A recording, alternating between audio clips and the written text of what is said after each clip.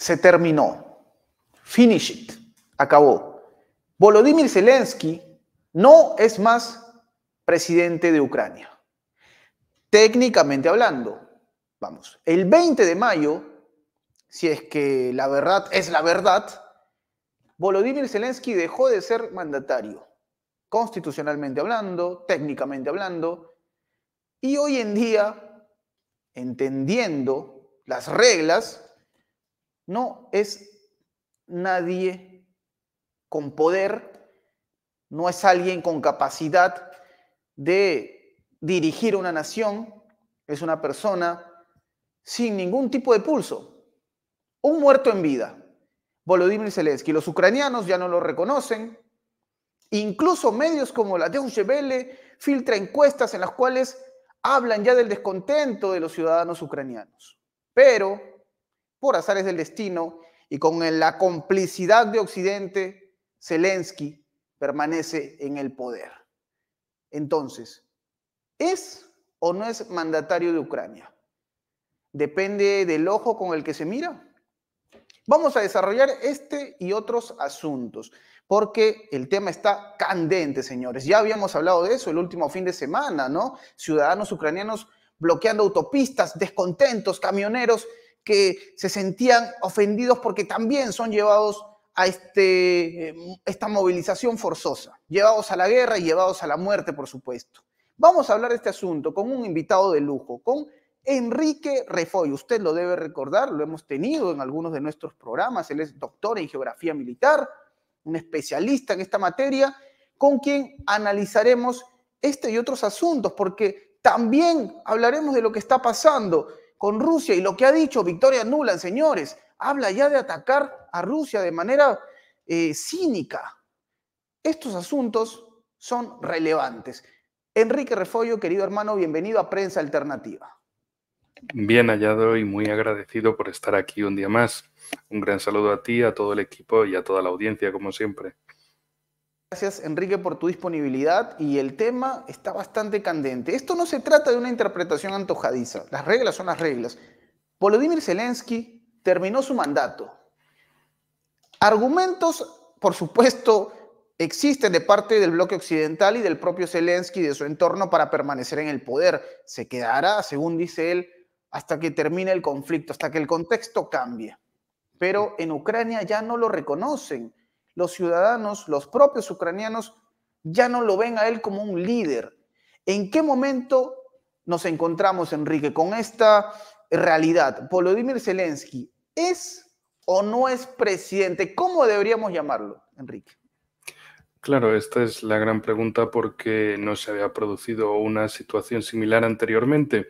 Me gustaría citar, por ejemplo, un tuit de la BBC en ruso, la BBC, el medio británico estatal, BBC News, que dice: muchos en Ucrania tampoco ven sentido a celebrar elecciones si su indudable ganador ya está en la silla presidencial. Ningún político ucraniano puede compararse ahora con Zelensky en términos de confianza y apoyo.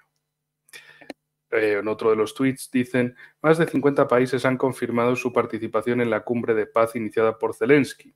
Y según la BBC, esto es una prueba más de que lo consideran el presidente legítimo de Ucrania. También cabe destacar que ese inicio de las conversaciones en Suiza se hizo muchos meses atrás. Entonces, ¿qué van a decir? ¿Que ya no van a ir a Suiza, a esa cumbre de paz, porque Zelensky ya no es técnicamente el presidente legítimo, porque está fuera de mandato? Bueno, ese legalismo, desde luego, no será un impedimento. También otro de los tweets de la BBC en ruso, por cierto, del 18 de mayo del 2024, pues si acaso alguien quiere buscar el hilo en Twitter, bueno, en X: ¿cambiará la actitud de otros estados hacia Zelensky? Los socios de Ucrania tratan la situación actual con comprensión. El embajador británico en Kiev dijo recientemente que su país no tiene dudas sobre la legitimidad de Zelensky. Bueno, no tiene dudas ni tampoco pruebas, pero no las necesita donde ellos van. La cuestión aquí es, Rusia puede celebrar elecciones y ya ha celebrado varias, tanto presidenciales, parlamentarias como los referendos, en 2022, 23 y 24. Ucrania, ¿cómo es que no las puede celebrar? Bueno, Zelensky en estos últimos 2 años también dijo que sus socios occidentales, si querían ver unas elecciones en Ucrania, que las pagasen 5.000 millones de dólares, una minucia, y ellos se encargaban de realizarlas. Eso por un lado, cuando él pensaba sobre todo en 2023, que todavía era un presidente muy legítimo, muy valorado por su pueblo. La cuestión es que la realidad es otra vez muy distinta a la propaganda, y precisamente es un presidente cada vez más denostado porque la guerra no va bien, está desangrando al país, lo está llenando de deudas, y sobre todo que se pudo haber terminado en diferentes negociaciones anteriores, especialmente en aquellas de abril de 2022, donde por culpa precisamente de los británicos, de Boris Johnson, se continuó con la guerra. Ellos le prometieron a Zelensky todo tipo de oropeles y apoyos para decirle, no, no, chico, tú sigue con la guerra, nosotros te apoyamos y vamos a estar ahí con todo. Y efectivamente han estado con todo, pero jodiendo por detrás. ¿En qué sentido? En entregarle a Ucrania armamento y decirle, sí, sí, tú ataca si quieres Rusia, ataca lo que quieras en Rusia, no, no te preocupes, nosotros te apoyamos, claro, porque los golpes se los está llevando Ucrania, no Reino Unido. Las bajas las tiene Ucrania, no Reino Unido. Y así desde luego que hacen una guerra muy cómodos, que mueran otros. Y es su tónica constante, el que mueran otros. Que si mueren ucranianos, bueno, pues ya ves tú qué problema, no son británicos. Eso sí, hablan de esa retórica de a lo mejor enviamos tropas, ya pues a ver quién envían. Imagínense la situación en Reino Unido. ¿Qué clase de británico va a ir a luchar por el gobierno actual contra Ucrania? Nada más que mercenarios y algún infortunado desgraciado que se apunte para ir. Y seguramente que no tardará más de una semana en volverse, porque ese safari que le habían prometido sí le existe, pero es al revés, se lo llevan ellos. Y lo que reciben son bombazos rusos. Esto lo digo porque precisamente en 2022, al inicio de la operación militar especial, muchos pensaban en Occidente, sí, sí, yo me apunto a la Legión Internacional Ucraniana y ya verás, acabamos con Rusia. Y no, resulta que los rusos no eran autómatas que esperaban ahí a que les disparasen, sino que resulta que también disparaban. En fin, la cuestión que los británicos, haciendo esa especialidad suya de generar conflictos en otras partes, de hacer que otros mueran por sus intereses, pues ahí están en Ucrania. Y como también señalabas, está por un lado Victoria Nuland, la gran provocadora, la gran mente maestra del Maidán, el pájaro de mal agüero, que allá donde aparece ya sabes que va a venir una tormenta. No es la única voz, también precisamente hoy, y además aprovecho un poco para promocionar mi canal en El Espía del Telón, había publicado un vídeo con una traducción sobre un artículo de Richard Haas, que es básicamente presidente emérito del Consejo de Relaciones Exteriores, que es el gran órgano atlantista, otanista del mundo.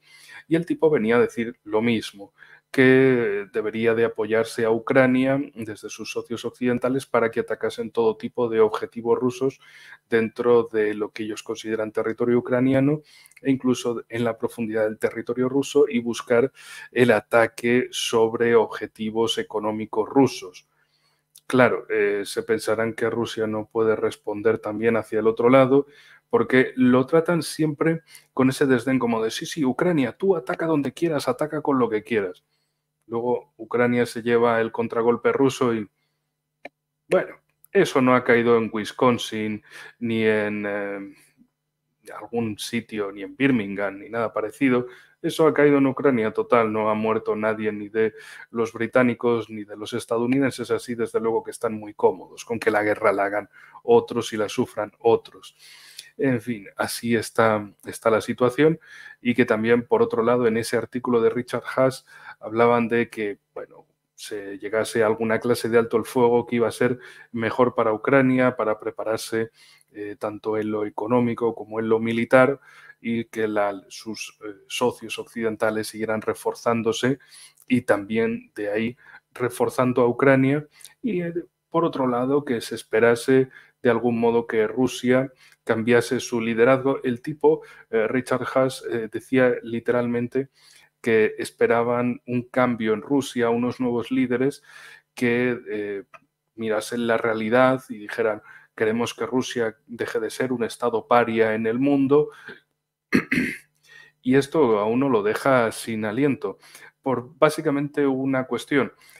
Siguen con ese paternalismo, con ese supremacismo, mejor dicho, de Occidente es lo superior, Occidente te está sancionando, entonces estás convertido en un paria, estás en una esquina, arrinconado, y lo único que tienes que hacer es cambiar esos líderes nefastos, quitar a Putin y abrazar a Occidente.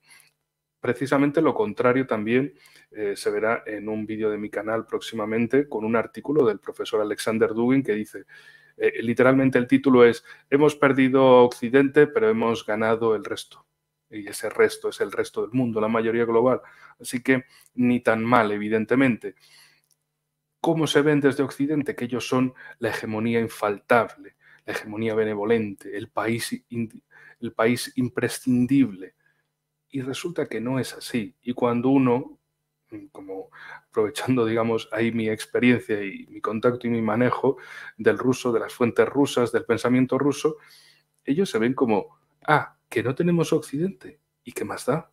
Lo sustituimos todo por cosas nuestras o por nuestros amigos como China, como Irán, que precisamente comparten el mismo destino de ser los países sancionados y burlados desde Occidente. Imagínense cómo le sentará a cualquier ruso o iraní esos alegatos desde Occidente de jaja, jiji, vosotros sois los países más sancionados. ¿Pero sancionados por quién? ¿Por el mundo entero? No, por Occidente y sus colegas, que no es lo mismo.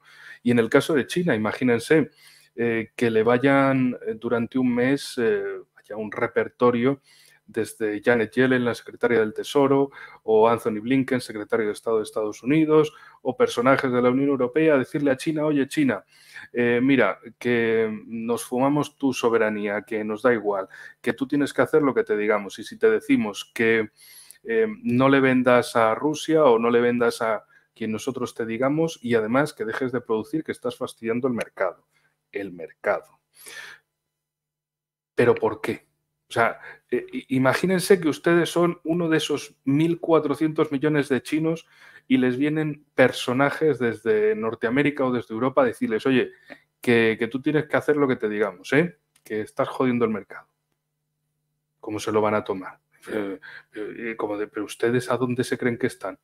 Y sobre todo también el mensaje al resto del mundo, de que si se lo hacen a China, se lo pueden hacer a cualquiera. Intentar ir a mear en el jardín de China, a decirles, oye, que tienes que hacer esto, porque estás fastidiando el mercado. ¿Qué mercado? No están fastidiando el mercado, no hay un mercado. Están fastidiando a Occidente. ¿Y qué pasa? Que entonces esto es el capitalismo de casino. Si la banca gana, bien. Si la banca pierde, dice, a ese jugador me lo sacas de la ruleta. No lo quiero aquí que está ganando mucho. Entonces esto no es un sistema, no es un orden mundial basado en reglas, como algo universalmente reconocido, aceptable y progresista.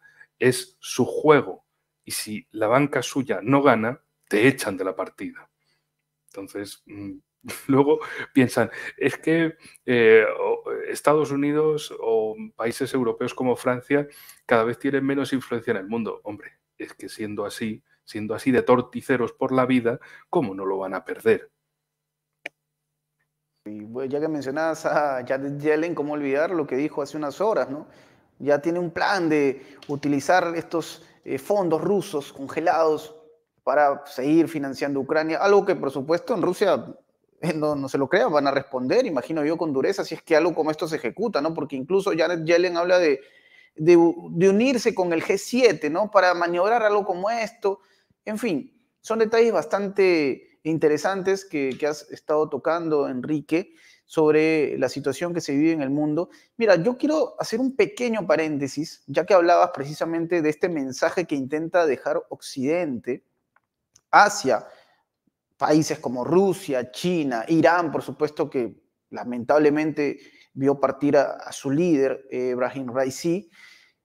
Pero hay un tema también interesante sobre esto, Enrique, que es el mensaje que puede llegar subliminalmente contra aquellos líderes que se oponen a esta hegemonía. porque, vamos, aún no estamos en condiciones de afirmar o negar nada, pero es muy raro lo que ha pasado esta semana que nos dejó Enrique. Un atentado a un primer ministro de Eslovaquia que es claramente opositor a las reglas occidentales, se oponía a la guerra, al financiamiento a Ucrania, y por poco y lo ultimaron, ¿no? Por poco y pierde la vida y aún está batallando para seguir en este mundo. Y bueno, por azares del destino, vimos partir, como dije hace un momento, a Ebrahim Raisi. Es una es un desenlace bastante curioso, Enrique. No sé qué mirada tienes tú al respecto, porque, vamos, yo no sé si es que estas teorías, estos supuestos solamente se comentan en esta parte del mundo. Yo no sé si es que en la otra parte del mundo, en el otro lado del Atlántico, también se está tocando este tema con pinzas. ¿Qué es lo que se piensa por allá? ¿Qué mirada tienen, Enrique, al respecto de esto? Bueno, como siempre, y lamentablemente en el caso de España, la política exterior no pinta mucho porque, por desgracia, la población en general no sabe mucho de los temas exteriores. Precisamente por eso, para que los políticos y los medios de comunicación, los grandes medios de comunicación puedan manipular, porque si no saben ni para bien ni para mal de algo y a la población no le interesa, pues pueden decir cualquier cosa y bueno, si todos los medios están diciendo algo, a lo mejor es porque así será. De hecho, precisamente por esas simplificaciones, por esas mentiras tan torticeras y tan evidentes, cada vez más españoles prefieren precisamente medios alternativos como aquí, Empresa Alternativa, o en muchos otros canales para ver qué es lo que está sucediendo, porque los grandes medios de televisión no informan, desinforman o directamente no dicen nada, para que la gente pues ni siquiera piense un mínimo, si no es esa versión encajadita para decir quién es el bueno, quién es el malo, porque imagínate en un medio supuestamente de la derecha patriótica como es ABC, que de derecha tiene mucho, pero de patriótico nada, básicamente escribieron un artículo en el que ya en el título mismo entreves que el tiro, o sea, me salen ahora palabras la balacera, el tiroteo contra Robert Fico, pues se lo merecía, básicamente, que era un agente prorruso infiltrado en la Unión Europea y que por eso se lo merecía. Y así muchos otros medios también diciendo, no directamente se lo merecía por prorruso, sino esto le ha pasado por prorruso. Y vas leyendo esos artículos y la idea que te queda es, bueno, pues si era prorruso era malo y se lo merecía entonces lo que le pasó. Claro, a mucha otra gente esto no le ha sentado nada bien, que le estén diciendo como, bueno, este discrepa, pues que se lo hayan intentado liquidar, pues está muy bien, genial, fantástico. Es como, pero oigan, que se supone que nosotros éramos la Europa de la democracia y todo eso, ¿y qué pasa? Que uno discrepa y ya le mandan a un sicario para que lo liquiden, o sea, ¿esto qué es? Luego se acuerdan de Ecuador cuando a este candidato a Villavicencio se lo cargaron a plena luz del día en la campaña electoral y piensan, qué malo es en Ecuador, pero qué bueno es en ese intento en plena Europa. Lo digo, por ejemplo, ya que nuestra audiencia es de un lado y del otro del Atlántico, para que lo piensen sobre ello. En un caso era un país atorado por las mafias, por los narcos, etcétera. En el caso de Ecuador, claro, pero en el caso de Europa es, bueno, un simple lobo solitario, no pregunten mucho, un tipo perturbado, y así resuelven muchos de estos casos de terrorismo. Simplemente no se preocupen, era un lobo solitario, un perturbado cualquiera, a veces pasa, pero no se preocupen que no pertenecía a ninguna red, no se había manifestado por Ucrania de ninguna manera. No, era un tipo normal y corriente, que nadie pregunte, que nadie mire más.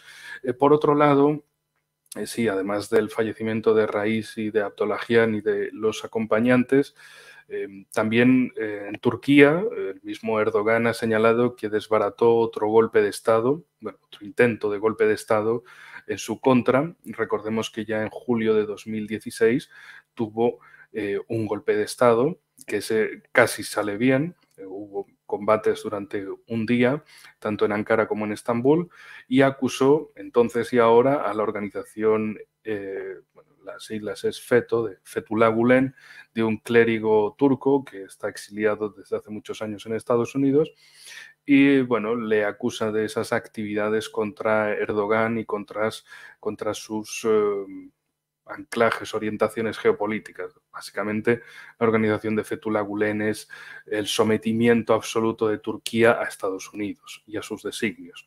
También, por otro lado, en Arabia Saudí hubo ese intento de asesinato de Bin Salman, de su mandatario. Luego, bueno, los acontecimientos desde Sudán a Senegal, en el Sahel, que tanto le dan miedo a Estados Unidos, porque ven que precisamente, bueno, y no solo el Sahel, también el Sáhara, en Libia, donde ven que Rusia especialmente, así como también China, van avanzando posiciones, tienen países cada vez con gobiernos más afines que miran más hacia Oriente y no hacia Occidente, pero uno se pregunta cuando ve estas cosas, por ejemplo, declaraciones del primer ministro nigerino de Níger. Dice, es que Estados Unidos no nos respeta, no nos trata con respeto y educación. Dices, claro, es que Estados Unidos lo que llega ahí es como un nuevo colonialismo, como un nuevo explorador británico, esta vez de un norte pero más al oeste, como diciendo, oiga, que les vamos a enseñar a ustedes lo que tienen que hacer. Digamos, la Victoria Nuland de África, que es Molly Fee, la secretaria, la enviada estadounidense para asuntos africanos, cuando manda mensajitos a Níger, a Niamey, para decirles, oigan, ustedes son libres de hacer lo que quieran, pero nada con Rusia, y menos con Irán. No le envíen uranio a Irán. Eso, pecado mortal. Y es como, oigan, pero ¿no se supone que éramos un mundo libre, que ustedes son el mundo libre? Entonces, ¿qué clase de mundo libre es el de, bueno, pues yo quiero tratar con Rusia y no con Estados Unidos? Ah, no, es mundo libre para ser un peón de Estados Unidos. Fuera de ahí es todo barbarie y problemas. Entonces, en fin, se piensan a lo mejor que en África son todos tontos o nadie tiene personalidad, nadie tiene cerebro, a lo mejor lo piensan así, que son todos unos bárbaros, pero resulta que no, que son personas que tienen sus pensamientos, sus sentimientos y también sus deseos y orientaciones geopolíticas, que no son gente, además de esas élites compradoras, desde luego, que han tenido, que han sostenido en esos regímenes postcoloniales, resulta que se les ha acabado el tiempo, que la gente de allí está harta de esa explotación económica salvaje y también de sufrir unos constantes problemas de seguridad por culpa del terrorismo. Terrorismo de muchas motivaciones, pero terrorismo al fin y al cabo que desangra, que rompe, que fractura esos países africanos. Y resulta que ven en Rusia, especialmente ahora, un país que les puede traer tanto desarrollo económico como pacificación interna. Y el gran ejemplo en África es precisamente República Centroafricana. Es el gran ejemplo donde esa presencia rusa ha servido para estabilizar un país que hasta entonces, desde Occidente decían, no sabemos qué hacer con esto. Bueno, no pasa nada. Los rusos parece que sí saben lo que están haciendo. Similar a lo que pasó, por poner otro ejemplo en comparación, en 2015-2016, cuando el Estado Islámico en Siria estaba arrasando hasta que llegaron los rusos por invitación del gobierno de Damasco y empezaron a poner en fuga a los terroristas, especialmente en aquel marzo de 2016, cuando reconquistaron Palmira al Estado Islámico, en una operación de muchos meses para llegar hasta ahí y sacarlos de la ciudad.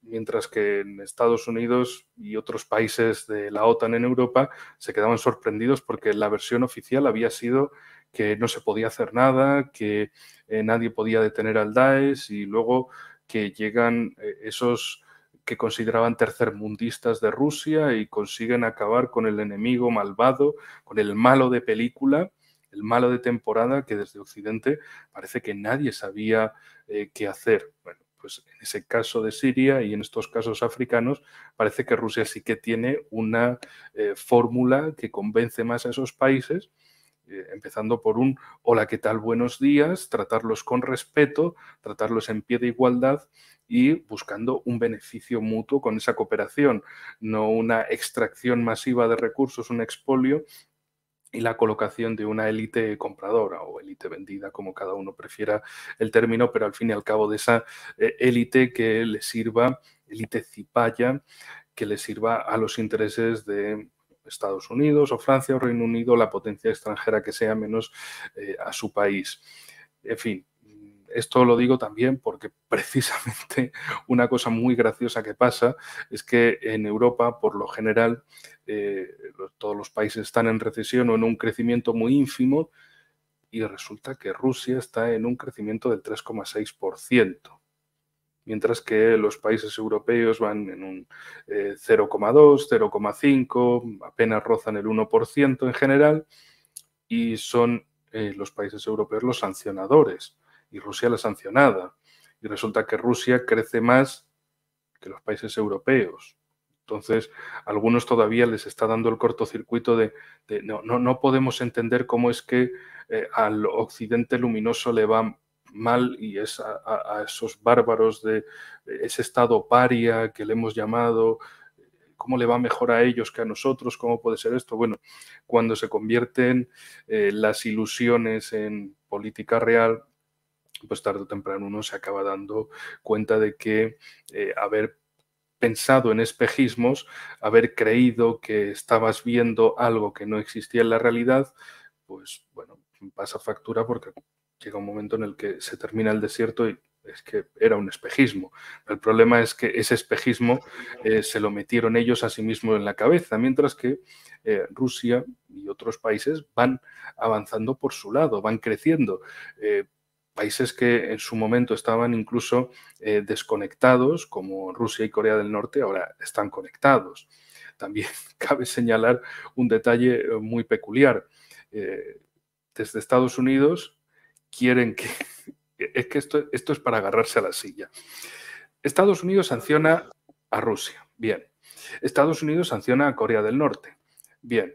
Y Estados Unidos se queja a Rusia porque Rusia no cumple las sanciones estadounidenses contra Corea del Norte.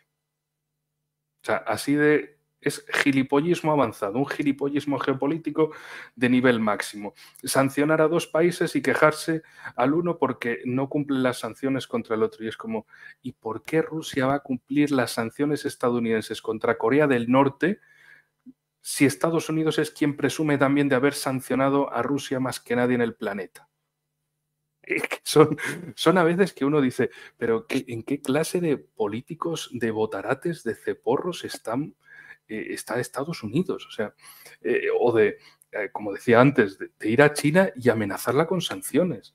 De China, haz lo que te digamos o te sancionamos hasta la médula. Y los chinos como, sois imbéciles. Pero bueno, ellos en su educación al estilo chino simplemente los miran con cara de... ¿Tú lo entiendes? No, yo tampoco. Bueno, ¿quieren hacer negocios? No, bueno, pues que se vayan, mándalos de vuelta. Y ahí estaba esa imagen de un Anthony Blinken que lo fue a acompañar hasta el aeropuerto el embajador estadounidense porque ninguna de las autoridades chinas quiso saber nada más de él. O sea, imagínate que van a tu casa, te insultan y luego encima te miran como, oye, pero es que no me has ido a llevar al aeropuerto.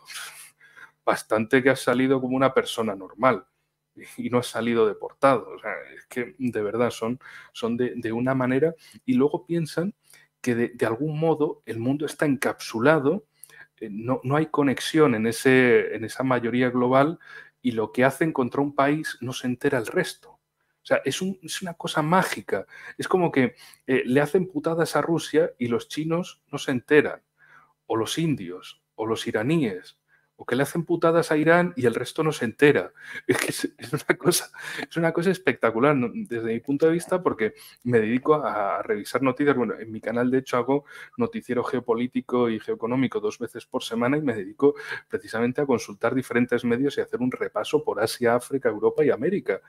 Y digo, ¿cómo pueden ser tan zarambutes de no enterarse en Estados Unidos o en la Unión Europea de que hay comunicación entre los demás países, que lo que le hacen a un país se enteran los demás y también toman medidas y también van avanzando. Que eso de, no, las amenazas son contra Rusia, en Irán pueden estar tranquilos. Ya, pero es que al día siguiente vas a amenazar a Irán. Entonces los rusos y los iraníes van a decir, oye, a mí me amenazó ayer, a mí hoy. ¿Nos hacemos más amigos? Claro. Y un día, al día siguiente, es decir, al tercer día de esa línea, amenazan a China. Y los chinos, es que a mí también. ¿Y luego qué? ¿Van a amenazar a India también? ¿A Pakistán? ¿Van a dedicarse a seguir amenazando países? O bueno, en el caso de América, que te voy a contar, que estás allí precisamente, de esos juegos de guerra capitaneados por Estados Unidos en Perú hace unos meses, por ejemplo. ¿Y por qué? Y además estaba con presencia de Reino Unido y Francia. ¿Qué hacen esos dos países ahí? Ya bastante poco sentido tiene que esté Estados Unidos y mucho menos Reino Unido y Francia. ¿Qué hacen de ejercicios militares en Perú, por ejemplo? Bueno, ya sabemos lo que hacen, precisamente. Andar olisqueando, andar olfateando a ver cómo y cuándo, de qué manera se van a poder llevar a viva mano toda la zona del Amazonas, que, como siempre digo, empieza en Perú, termina en Brasil y le afecta también a Ecuador, Colombia, Venezuela y Bolivia. Así que es un aviso, desde luego, a navegantes. Y una zona donde precisamente compañías británicas y estadounidenses tienen grandes intereses en la Guyana, la antigua Guyana británica, intereses petrolíferos en la costa y, bueno, la Guyana francesa es tan importante como que el puerto espacial francés está ahí. O sea, la carrera espacial francesa está ahí, en el puerto espacial que tienen cerca de la capital, creo, en Cayena, está en la Guyana francesa, sea como sea. En fin, la Y van a cuestión... seguir, disculpe Enrique, y van a seguir de cerca seguramente lo que pasa en Venezuela, porque ya se vienen las elecciones en Venezuela y hay intereses enormes por concluir con la era Maduro de todas maneras.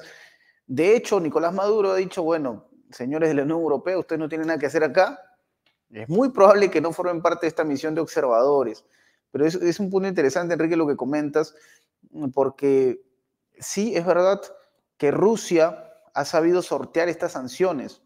Y es verdad que esta visita de Vladimir Putin a China contrasta claramente con aquella visita de Anthony Blinken, ¿no? Desde todos los aspectos que se puedan analizar. Bueno, obviamente se trata de un mandatario y Blinken, desde luego, es un secretario de Estado que eh, sabemos no, digamos, representa lo que podría representar Joe Biden, que aún así creo yo, sea Biden, sea Blinken, la mirada de China es precisa y entiende que Rusia es su aliado, pero Sí, pero Rusia... Enzo, un momento, antes de Sí, seguir. Es que, claro, ¿por qué no ha ido Biden?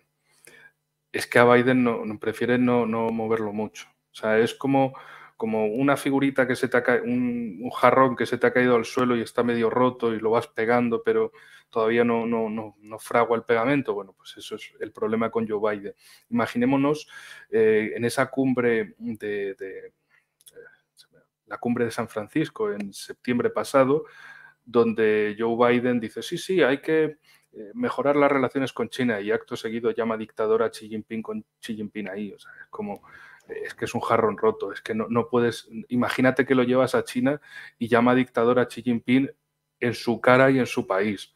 O sea, de hecho, recuerdo aquella cumbre en San Francisco de países del Pacífico y la cara de Blinken era la de, ay, la mierda, a ver cómo arreglamos esto.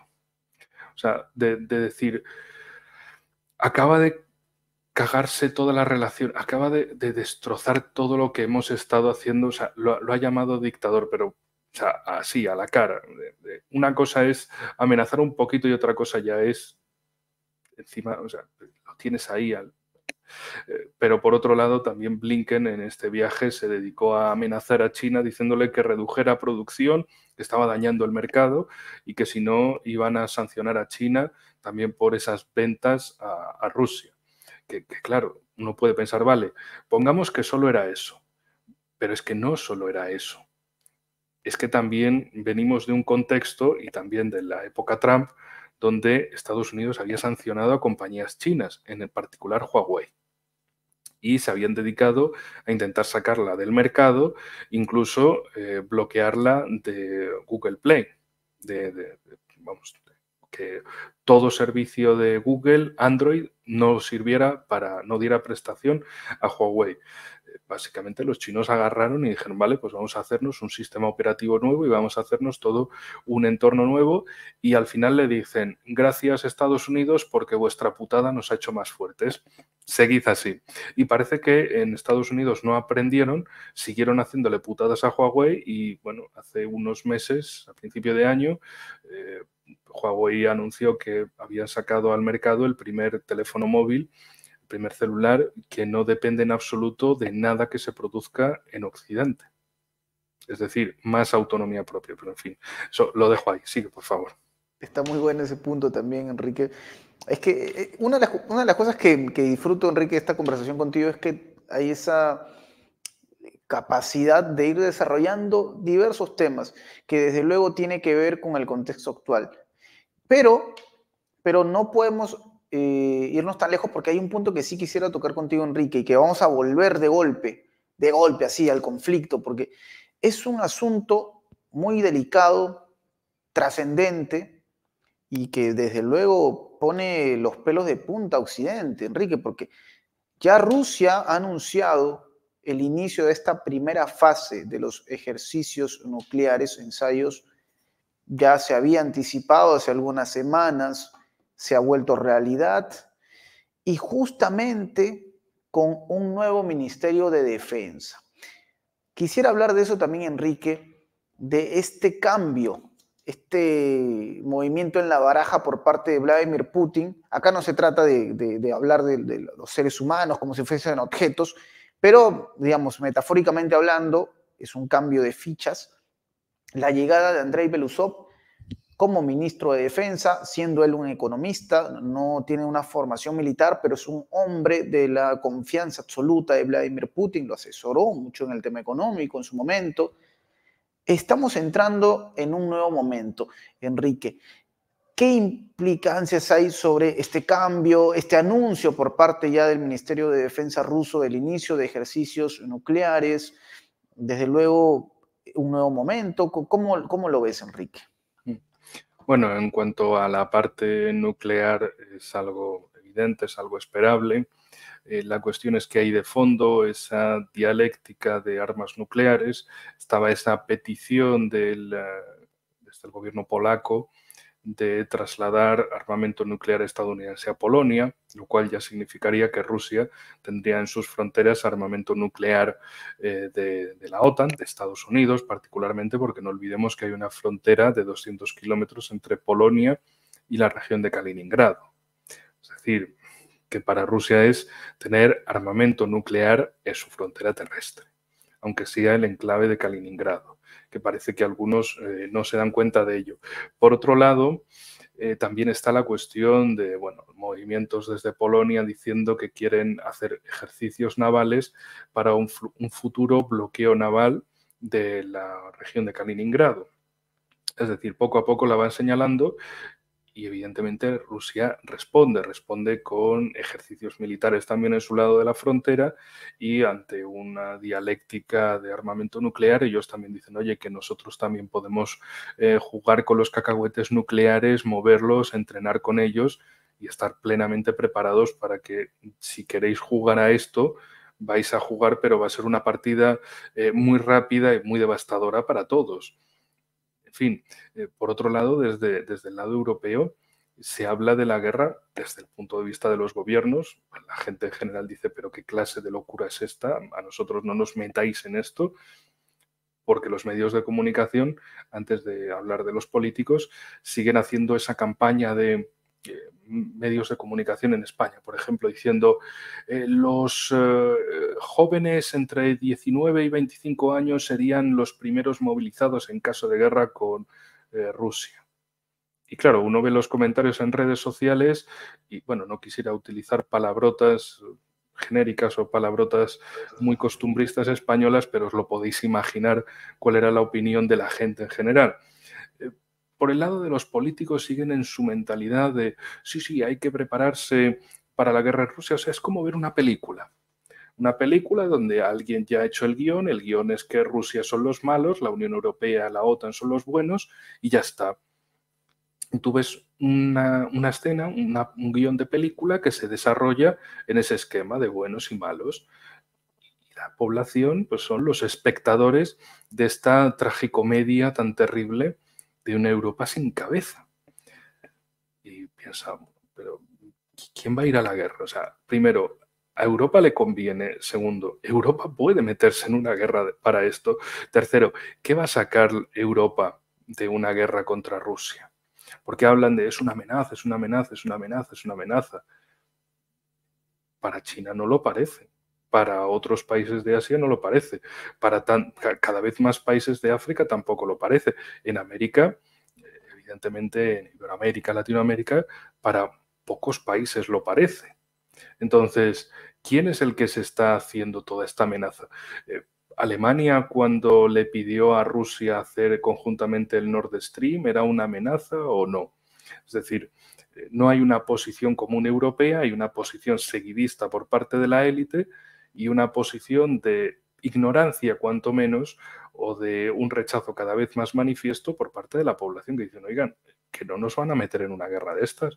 Es que, como siempre digo, un europeo común y corriente, imagínate, los gobiernos te dicen que vas a vivir cada vez peor, que si confinamientos climáticos, que si escasez, que si recortes, etcétera. Y además de estar mal en Europa, luego quieren que te vayas a una guerra contra Rusia. Así, ¿a santo de qué? ¿Por qué? No, es que Rusia es mala, Rusia nos va a invadir. Pero ustedes pueden llamar por teléfono a Moscú, pueden llamar a Vladimir Putin y decirle, vamos a dejar esto. No pueden, están mancos. La mano para las llamadas de teléfono no tienen tampoco el teléfono de Vladimir Putin, nadie lo puede conseguir, no hay un servicio diplomático, nadie puede descolgar el teléfono, nadie habla ruso en toda la Unión Europea o algo así. Es decir, son demasiadas preguntas que simplemente es como eso, ver una película donde dices, ¿pero por qué están haciendo esto? No tiene sentido. Pero tú ves la acción de, pero no te metas por ahí, no te metas en esa habitación o tal, y lo hacen. Y hacen esas estupideces. Es decir, es como ver una película, pero el problema de esta película es que es real, es la vida real, la puñetera vida real. Y ves como otros países siguen avanzando, siguen creciendo. Por ejemplo, tantas noticias que veo por proximidad a España, el continente africano. Hablan sobre todo de seguridad energética y seguridad alimentaria. Mientras tanto, en Europa, ¿de qué se habla? De perspectiva de género, de corresiliencia, de feminismo, de cambio climático, como si todo fuera bien, como si no hubiera problemas de verdad. Y sobre todo, ¿qué clase de cosas le vas a ofrecer a países donde la principal preocupación es no tenemos energía, no tenemos corriente eléctrica en la mayoría del país? Por ejemplo, el caso distintivo de Níger, que se hizo especialmente conocido a partir de ese golpe de Estado militar de julio de 2023, donde de repente se descubre un esquema de corrupción masivo por esa élite compradora del postcolonialismo francés. Es un país que exporta uranio, entre otras cosas, también petróleo, y que un 18% de su población tiene energía eléctrica, el resto no. Dices, ¿cómo puede pasar esto? O sea, un país con tantos recursos, con tanta exportación de recursos naturales tan estratégicos como el uranio y el petróleo, y tiene una población que se muere de hambre. ¿Cómo es esto? ¿A santo de qué? Y luego, es que Rusia avanza ya, es que Rusia a lo mejor les ofrece ese desarrollo que Europa no le estaba ofreciendo porque tenía su esquema de corrupción, su esquema de saqueo. Un esquema de saqueo que también está presente en Europa y que cada vez más se va desvelando. Y cada vez más esas cortinas mediáticas intentan lanzar esas operaciones cognitivas para conseguir el consentimiento de una población que cada vez discrepa más abiertamente y con más intensidad contra un sistema que dice, es que van contra nosotros, van contra el ciudadano corriente. El ciudadano corriente dentro de Europa, el ciudadano corriente al que quieren mandar a una guerra, y a la gente del resto del mundo que la tratan como peones, como vulgares sirvientes, que les deben hacer caso a los Borreles, a los von der Leyen y compañía, porque sí.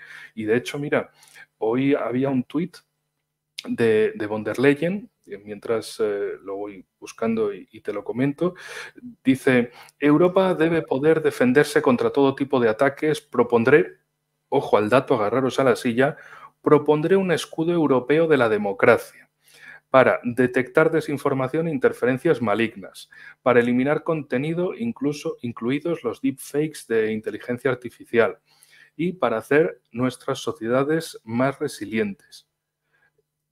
Eso sí, lo de hacer eufemismos, en eso tienen un doctorado, un escudo europeo de la democracia.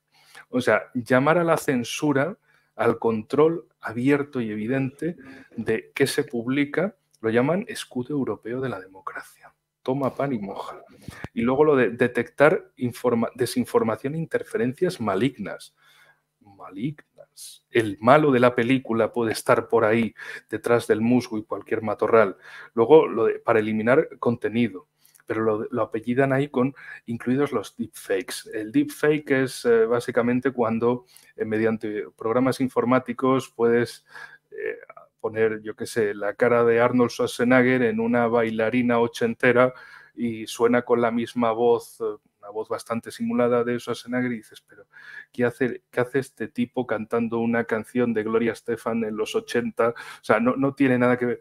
Pero ellos dicen, bueno, esos deepfakes que puedan alterar la percepción de la población y tal, lo dicen, no, si no hace falta hacerle un deepfake a von der Leyen y compañía, ya solo con escucharla al natural ya dices, es en sí un... Corriendo de repente, ¿no? No, sí, ya es un deepfake ella misma, o sea, no tiene sentido lo que hace. Y luego lo de hacer nuestras sociedades más resilientes, bueno, tal vez si no estuvieran mintiendo todo el tiempo, pues no habría estos problemas. Pero bueno, lo de solucionar problemas no es lo suyo, simplemente hacer como que no están y sobre todo liquidarlos de ahí. Recordemos que en apenas menos de 3 semanas van a ser las elecciones europeas al Parlamento Europeo y por eso tienen tanto miedo. No quieren hacer estas leyes ahora porque si no les explotaría en la cara, pero lo van sugiriendo para que haya ese murmullo de fondo sin que todavía se llegue, esperando a ver si con suerte, con la venia del público, consiguen esa mayoría de nuevo en el Parlamento Europeo, renuevan todos sus cargos y ahí ya sí intentan meter leyes contra la desinformación, que por cierto llevan años calentando con esto, intentando que la población diga, sí, esto tiene que ser así. Recordemos, intentaré utilizar la cantidad mayor de eufemismos que pueda, lo que pasó en 2020, esos encierros, y no precisamente de los Sanfermines, el 2022, con el inicio de la operación militar especial de Rusia en Ucrania, la guerra en Ucrania, como en cada lado del telón se llama, y hablando de telones, lanzaron telones mediáticos contra la sociedad para decirles, trágate la versión oficial. Es decir, queremos tragacionistas en Europa. Que nadie ponga en duda la versión oficial, que si pones en duda la versión oficial, eres un malvado, eres un negacionista, eres un terrible criminal que quieres que la gente muera, etcétera, o eres un pro-Putin y tal, y precisamente como comentaba al principio con Robert Fico, dar pie a que, mira, eres el malo, eres el negacionista, eres el prorruso, si te pasa algo merecido lo tienes. Intentan buscar que precisamente sea la población en un efecto horizontal quien ataque a la otra parte de la población, que todos los conflictos sean en sentido horizontal entre negacionistas y tragacionistas. Intentan buscar esa polarización social al máximo, pero lo que no se dan cuenta es que eso simple y llanamente va a destruir Europa. Ya ha destruido Estados Unidos. Ya lo vemos con un país extremadamente polarizado. País donde una parte que se ve venir, da igual quien gane en noviembre, una parte del país no va a reconocer la victoria del otro candidato. ¿Y eso por quién ha sido? Por culpa de los mismos gobernantes, que han jugado a esa polarización en otros países para destrozarlos, pero ellos mismos también, en plan peliculero, se les cayó una enorme barrica de su propio veneno dentro de su país y lo han destruido. Debemos decir, desde luego, que es una tecnología muy eficiente esa búsqueda de polarización para la destrucción de las sociedades desde dentro. En fin, en el caso europeo es básicamente lo mismo, no es buscar una fortaleza, una fortaleza social, sino una división social, una polarización. Y entre esa debilidad, en ese divide y vencerás, es donde ellos creen que está el amanecer de su victoria. Lo que no se dan cuenta es de que no va a amanecer, simplemente van a destruirse los propios países europeos por esas divisiones. Y evidentemente otros países también van a ver esos ejemplos desde fuera y que van a decir, queremos seguir ejemplos de Rusia o China, países fuertes, unidos, grandes, poderosos, prósperos, respetuosos. O vamos a ser esos microbios de la Unión Europea o ese gigante patidifuso de Estados Unidos con ese sombrerito de Canadá ahí pegado. ¿Qué queremos ser? Países que se odian a sí mismos, que se hunden a sí mismos, o países que se aprecian a sí mismos y que cultivan amistades con otros.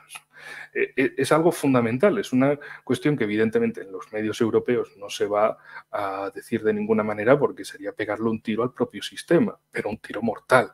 Un tiro mortal de necesidad, a quemarropa. Decir, oigan, ¿pero qué están haciendo? Luego, claro, personajes como Josep Borrell, que en su momento fue el ministro de Exteriores con Pedro Sánchez, y de hecho cuya primera reunión en el cargo fue con George Soros, ahí es nada, esto en 2019, pues la cuestión está en que los demás países en el mundo piensan, y en Europa, y dicen, ¿qué clase de decrepitud salvaje es esta? Es decir, les ofrecen lo peor a su población y quieren que el resto les haga caso. En fin. Y volviendo un poco al tablero en Ucrania, lo que todavía algunos no se dan cuenta es que para Rusia la guerra en Ucrania es un tablero de un gran juego mundial y que Rusia ve lo de Ucrania por un lado, pero China también lo ve, porque del otro tiene Taiwán, tiene Estados Unidos malmetiendo contra Taiwán para ver si consiguen esa provocación definitiva que digan en Pekín, mira, se acabó, lanzamos una operación y tomamos Taiwán porque no vamos a aceptar que más armamento estadounidense, que más tropas estadounidenses estén ahí desplegadas. Y si no es Taiwán, pues a ver si la opción Filipinas les sale bien y hay algún enfrascamiento marítimo entre China y Filipinas. Eso por el flanco sur. Por el norte, Corea del Sur y Japón. A ver si les sale bien la operación y se refuerza, porque además con Japón tienen una ventaja doble. Podrían generar un conflicto hacia Rusia como hacia China. Pero ¿qué pasó con Japón? Lo mismo que con Alemania. Son dos países políticamente castrados por Estados Unidos desde 1945, pero que ahora, por un birlibirloque, quieren que sean los ejes principales, las bases de operaciones de la estrategia estadounidense contra el continente eurasiático, contra Rusia por un lado y contra China por el otro.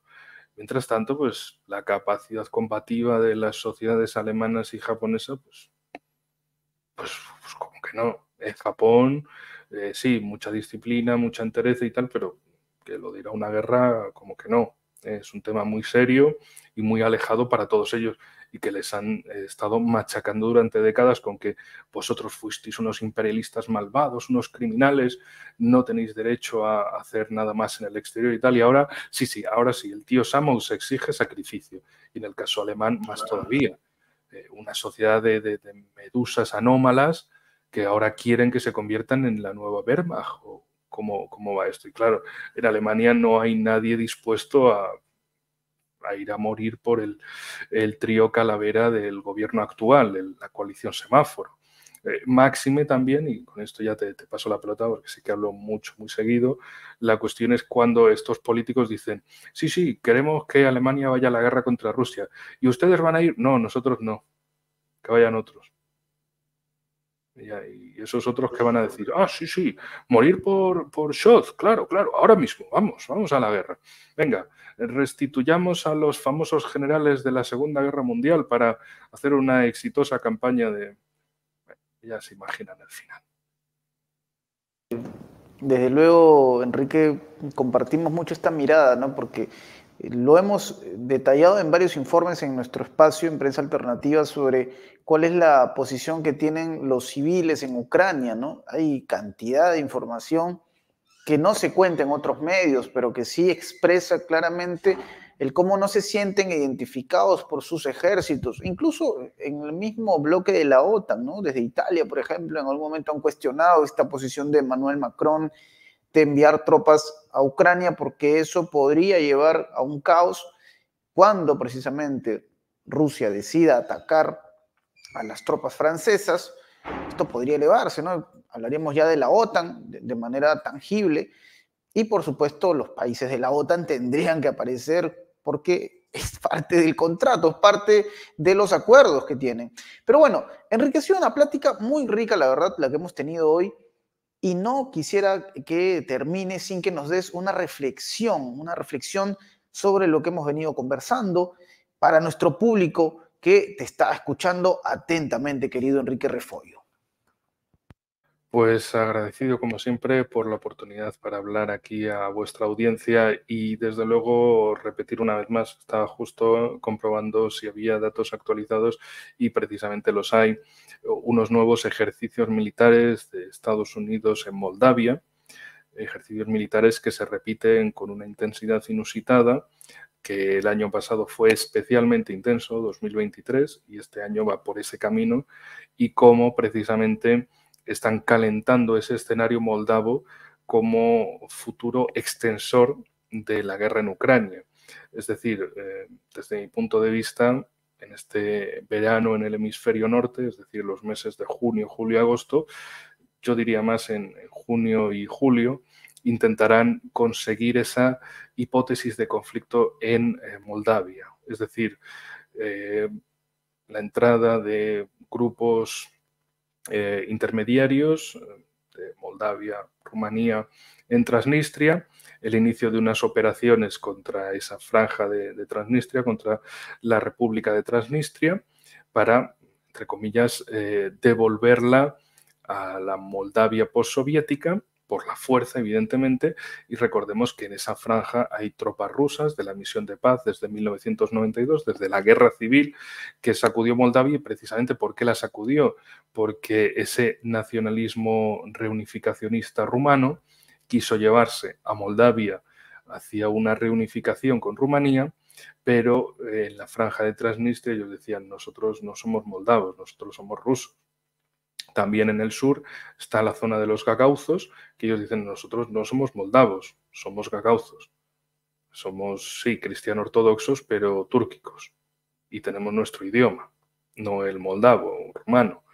Es decir, ahí se está calentando muchísimo la situación, es también un teatro de operaciones periférico, me refiero, no es el Báltico, no es una zona de países OTAN, es una zona precisamente alejada, es una zona junto al Mar Negro, es la zona más complicada para Rusia en cuanto a responder, porque bueno, defender una franja es muy complicado, además en una zona absolutamente llana, es decir, el río Dniester y campos por un lado y por el otro.